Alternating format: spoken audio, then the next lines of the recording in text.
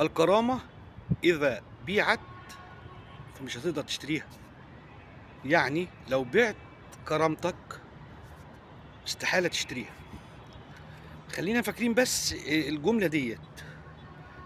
بعد ما طلع تركي آل الشيخ في بوسته الشهير وكرره تاني في بوسته تاني من كام يوم، وأكد لإبراهيم فايق مش عايز معاه بيض في مباريات كأس العالم للأندية مع الأهلي، يبقى كله أهلاوي.